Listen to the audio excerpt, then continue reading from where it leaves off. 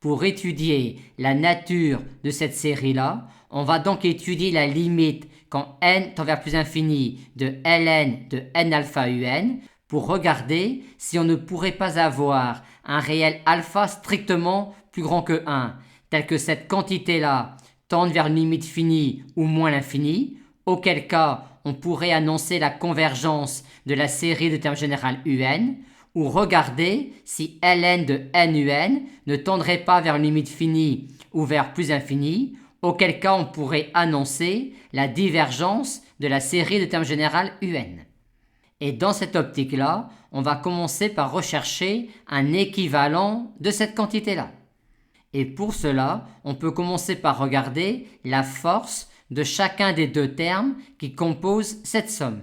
On a ici du ln de n, et ici, on a une quantité qui, quand n tend vers l'infini, tend vers 1 sur a, et donc ici, une quantité qui tend vers moins ln de a. Par conséquent, si moins ln de a est non nul, c'est-à-dire si a est différent de 1, on a ici une quantité qui est équivalente à moins ln de a fois n ln de n. Et dans ce cas-là, cette quantité-là est négligeable devant celle-là, et l'équivalent de ln de n alpha un est alors celui-là, et ce, quel que soit le réel alpha.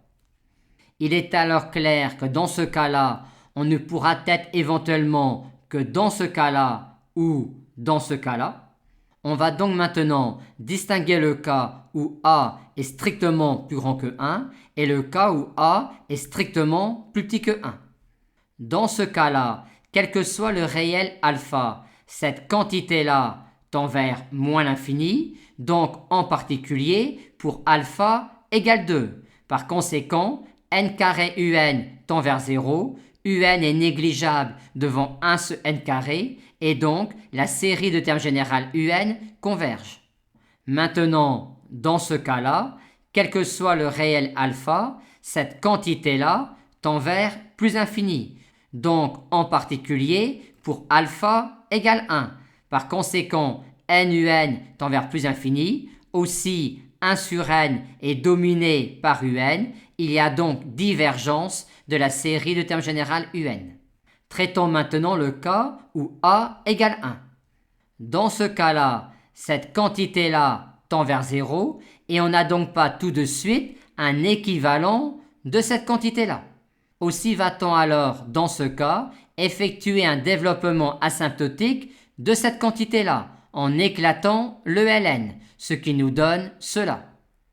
Et en multipliant cela par n ln de n, on obtient finalement ce développement asymptotique-là de ln de n alpha un.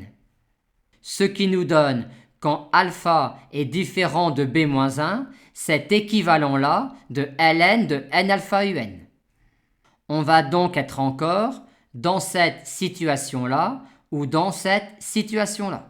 Regardons tout d'abord pour quel réel b strictement positif peut-on être dans cette situation-là, à savoir pour quel réel b strictement positif peut-on trouver un réel alpha strictement plus grand que 1, tel que ln de n alpha un tend vers moins l'infini, c'est-à-dire tel que alpha soit strictement plus petit que b-1.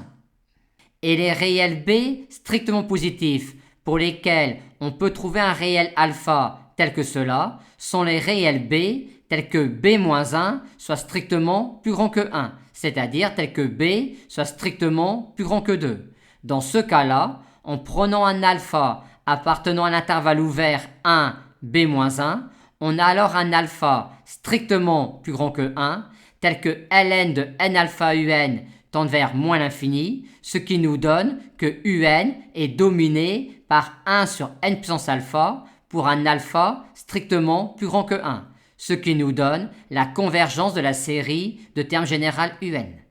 Essayons maintenant de déterminer des réels b pour lesquels il y a divergence de la série de termes général un. Pour cela, on va s'intéresser à la limite de ln de nun.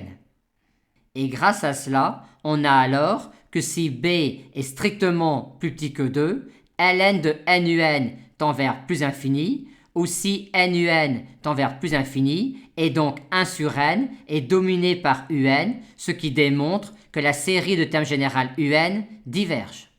Reste à traiter le cas où B égale 2.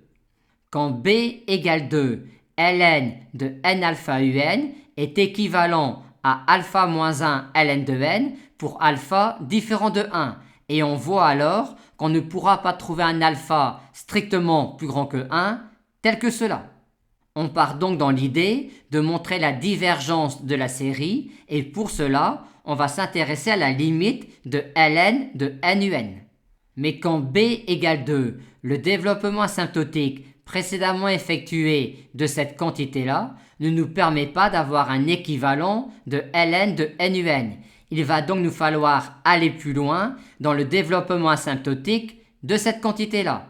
Et on obtient cela, ce qui nous donne finalement cet équivalent-là pour ln de NUN. On a alors que ln de NUN tend vers 0, c'est-à-dire NUN tend vers 1, c'est-à-dire UN équivalent à 1 sur n, ce qui nous permet de conclure à la divergence de la série de termes général UN.